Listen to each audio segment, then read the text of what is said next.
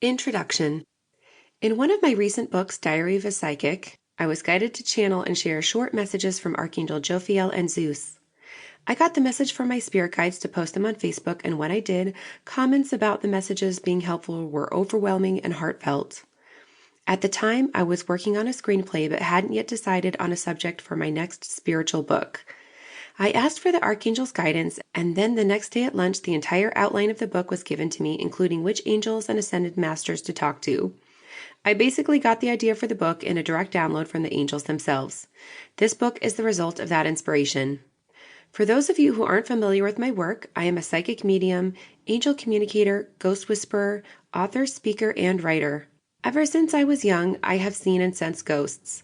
Eventually, I sought out psychic training to help me safely manage my gifts. Trying to sleep in a room full of ghosts is no easy feat. Through this training, I was introduced to angels and other spiritual beings and began to see the wonderful blessings they brought to my life when I reached out to them and sought their guidance and assistance. Working with these beings transformed my life in such incredible ways that I wanted to share this knowledge and experience with others. Before I opened my life and heart to the angels, I was sick, overweight, unemployed, on sleeping pills, and miserable. I was 30 years old, and I remember thinking to myself, I guess this is what it's like to get older. Of course, as soon as I invited the angels in and started my psychic work, my life completely transformed. To learn more about my story, you can read my first book, Life in the Afterlife, Notes from a Medium and Angel Communicator. Through these shifts, I lost the weight and became healthy and happy. I kept writing books and started teaching classes. Now I make my living by teaching, writing, speaking, and seeing a small number of clients. I also travel the world, am in great health, and have a very creative life and lots of wonderful relationships. I feel very blessed. My wish is for others to experience the transformation I've had. Most of us have not learned the spiritual ABCs.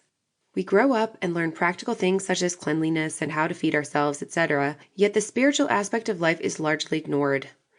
With the rejection of religion has, unfortunately, come the rejection of spirituality. I personally am not religious as I find most religions too restrictive. That said, I do believe in many ways as a society we have thrown out the baby with the bathwater, so to speak, in our efforts to clear out aspects of religion we don't like. Connecting and learning about the spiritual world and the spiritual aspect of ourselves is so important. Many people appear to be walking around almost half dead because they are living their lives as they have been instructed to, but are often unfulfilled in many ways. These same people are often physically sick too. I recognize these people because I used to be one myself. My hope is that through sharing what I have learned about the spiritual realm and connecting you with angels and light beings, you can transform your life just as I have transformed mine. This book is structured in 2 parts.